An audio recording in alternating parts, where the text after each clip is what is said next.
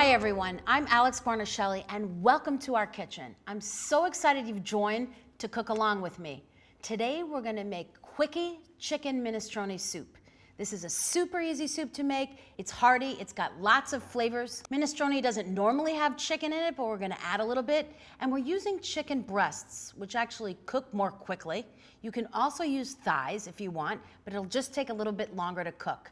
And sometimes, if I want to bump up this soup even a little bit more, I'll add some cooked beans or chickpeas for added protein.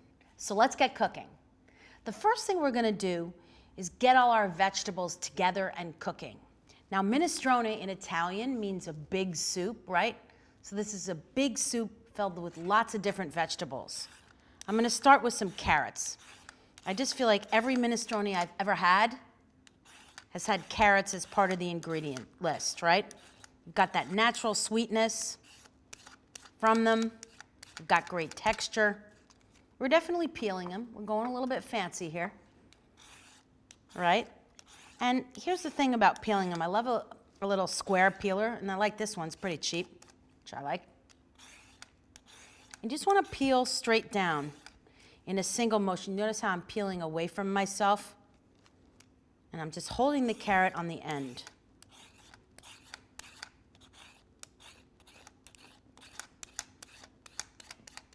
Okay, so those are peeled. Always have a little scrap bowl when you're cooking so you can keep your work surface right in front of you, totally clear. Clear cutting board, clear head, good cooking. Okay, just take the little ends off, right? And just with a chef's knife, you'll notice I'm just holding the two carrots together. We're going to cut them at the same time. And I'm holding them down and I'm squeezing them so that they actually stay together. I'm just going to cut thin rounds, between 1/4 and 1/8 of an inch. And you notice I'm cutting with this part of the knife, right? Close to the heel, I guess. And just cutting these rounds of carrots. I really think the texture of the carrots is essential for the minestrone. We want to go all the way up to the top. Okay. So I've got a medium-sized, heavy-bottom pot. We're just going to cook this stovetop, and we're going to start with 3 tablespoons of olive oil. And as we cut the vegetables, we'll drop them in. So we start with our carrots, 2 carrots, cut into rounds. Add a pinch of salt to soften them, get them to start giving up their water. Next up, scallions. I've got 6 scallions here, and we're going to use the whole thing, right? Because we don't have any onions or shallots in this. Those are longer cooking. And this is a quickie minestrone, so you'll notice all our vegetables don't take long to cook. Cut off that little end off the scallion. We don't want that. And again, similar to the carrots, just cut into rounds. Aim for a 1/4 inch. Doesn't matter if they're a little bit crooked or uneven or some parts are a little bigger than others. Don't stress it. But we're going to use all of the scallion, all the way from the white part up to the dark green. Just cut it into thin rounds, as thin as you can get. You notice, again, I'm squeezing all these bits of scallion together. Notice how I keep my thumb hidden behind my other fingers, right? You don't want your thumb on the front line. Okay. Your chef's knife. You've got a blade, and then you've got the edge that isn't sharp. I like to use the unsharp edge to gather up, almost like a broom, sweeping the board, and dropping those scallions right in with those carrots. And you'll notice also that by dragging the unsharp knife along the board, we don't dull our blade more quickly, right? Cut, sweep. Okay, next up, 3 large cloves of garlic. And you know, this is sort of a rustic soup, so where I might normally mince or grate or dice the garlic, I'm just gonna cut it into thin rounds. You don't want too thick with the garlic. Get as thin as you can. You can also use a mandolin slicer with a guard to cut the garlic into thin rounds if you prefer that. to a chef's knife. Totally up to you. Again, I cut with this side, and I'm going to sweep right up into the pot with the garlic. I'm going to add another pinch of salt. Salt helps the vegetables to give up their water, makes them soften more quickly, makes them taste good. Stir. And smell this start to come together. And I love this because we kind of build it as we go, right? There's not a dull moment here. Scrape down the sides, make sure the vegetables aren't sticking too much. The heat's kind of medium-ish, medium-low, nice and easy. We've got a ½ pound of white mushrooms that have been wiped clean of their dirt with a damp towel. I get a lot of questions about, should I wash mushrooms or not?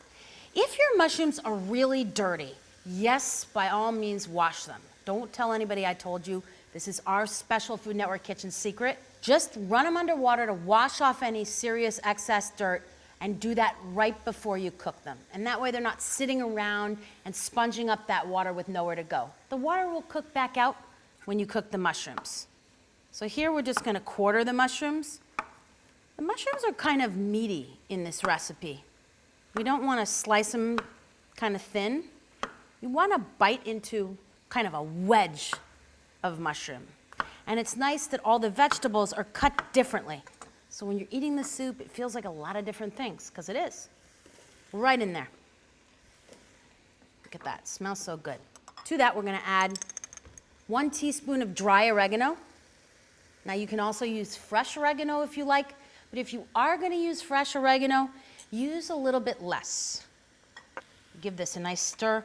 Once all the vegetables are in here together, you can turn up the heat a little bit.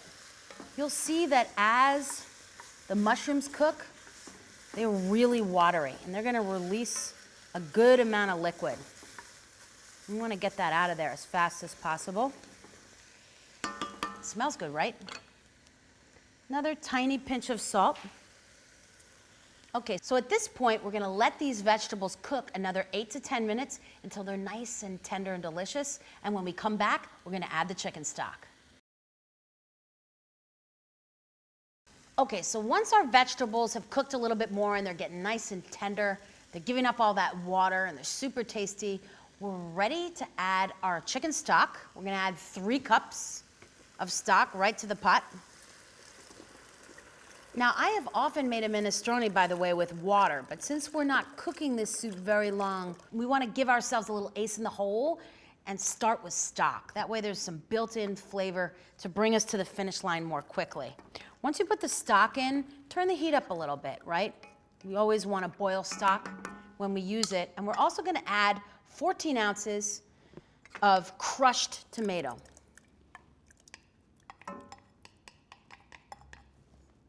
Smells good.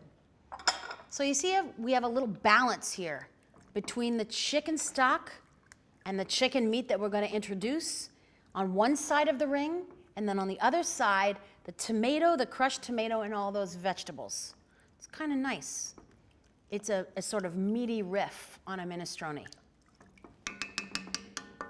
Okay, now we're about to start adding our chicken. We're just going to cook this for a few minutes, bring it up to a boil, let those flavors get together and hang out a little bit.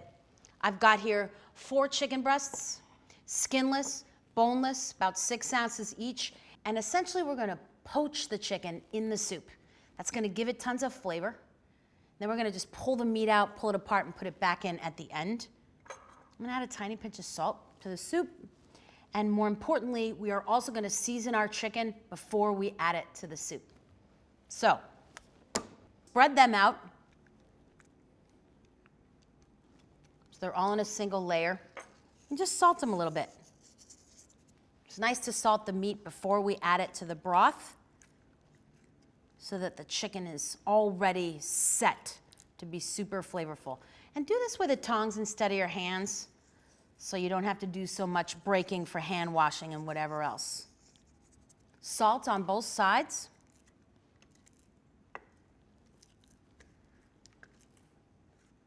And we have 3/4 cups of raw elbow macaroni. I love cooking the pasta right in the soup. The beautiful starches from the pasta as it cooks are also going to add body to our soup. So this soup is really the sum of its parts, right? It gets the benefit of the flavor of the chicken being poached right in the liquid and the pasta cooking in the liquid too. It's like a one-pot situation that I love and fun and easy. So once our soup has come back up to a little bit of a simmer, we're just going to drop those chicken breasts right in there. You see now we're not high heat boiling this. It's nice and easy, right? We don't want to boil the meat, right? Because there's no fat on a chicken breast. There's no skin.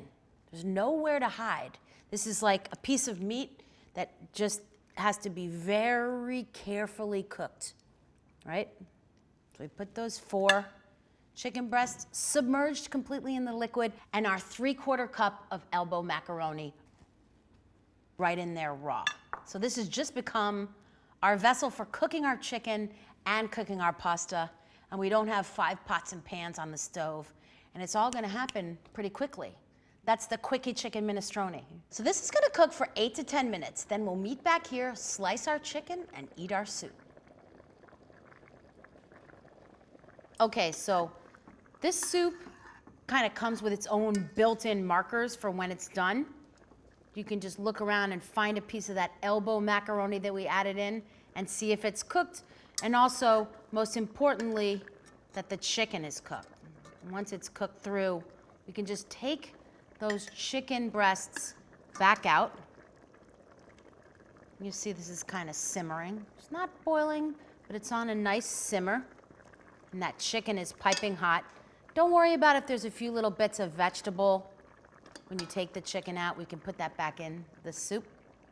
This is easiest with a slotted spoon though, so you don't take too much with you. We're actually gonna shut the soup off and break up the chicken. So the soup has a minute to rest while we're breaking the chicken meat and just putting it back in. I mean, it's kind of, a bit daunting to have a full chicken breast inside your soup. So we're just gonna break up that meat and put it back in. Super easy, and then serve it up. Just put the chicken on a flat surface, clean. It's cooked, piping hot. And you can actually hold the hot meat with the tongs and just slice it up. You don't need to cut the meat super small. I'll tell you why. When you add the meat back into the soup and it kind of hangs out a little bit, the chicken breasts will fall apart a little bit more in a good way on their own. And actually, I find if you cut up the meat too small, it can get a little bit like baby food. We want a little bit of the texture for the chicken in the minestrone because it's an unusual thing to find in what is traditionally just a vegetable soup. But it makes it more like a meal, I think. And I love this trick of using a pair of tongs just to hold something down that's hot while we slice it. Piping hot. You can obviously check and make sure the chicken is cooked through. But here's the other great thing about this. Even if your chicken isn't fully cooked or a little under, drop it back in the soup and it'll finish cooking. And you can just bring it back up to a nice steady boil until you're confident all of it is fully cooked. Mine happens to be fully cooked, but even if it weren't, and then we just literally drop that chicken right back in the soup. The soup has been simmering with the chicken in it, right? And now we're kind of letting it cool a little bit. It's actually a surprising little thing. We often talk about letting meat have a minute before we eat it, to rest. But it's nice also for things like soups and sauces to have a few minutes to get just that little bit cooler, right? And a little bit more kind of buttoned up. And just dropping that back in here. Anything that's left over from the bowl, put it right back in. Don't be afraid. Wipe your board clean.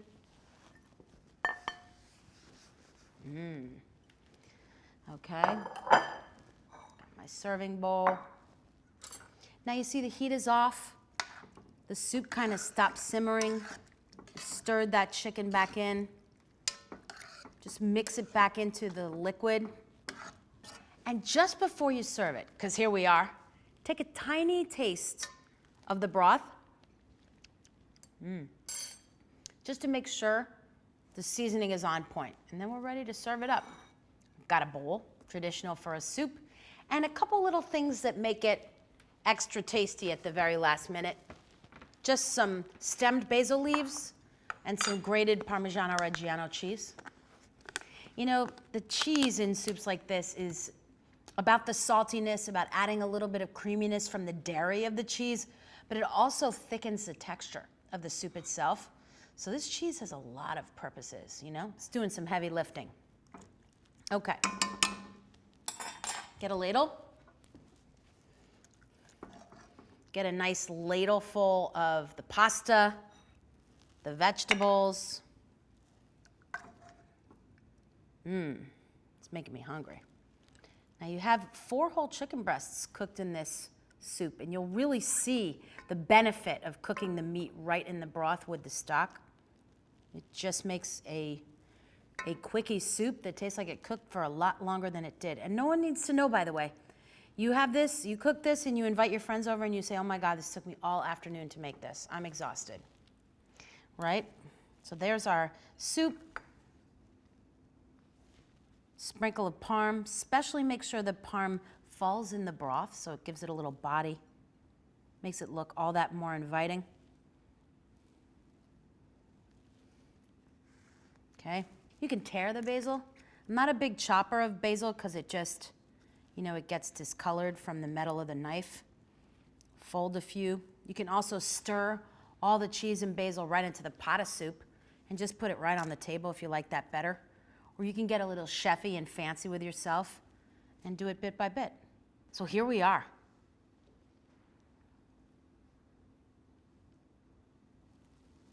Looks so good, right? Let's taste.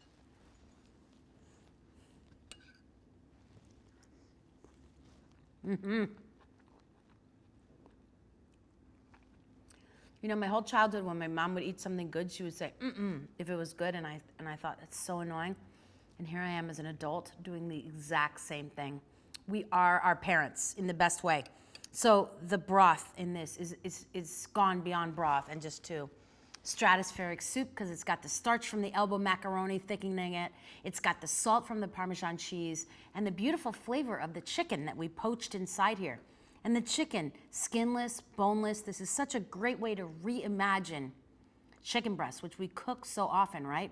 This can be a great, really tasty, hearty weeknight dinner. You can make this ahead and let it get cold and just heat it up. You can serve it with a giant loaf of garlic bread. You could even put like a bowl of rice on the side. I mean, I know there's pasta in here, but it's just so tasty. It's just the sum of its parts.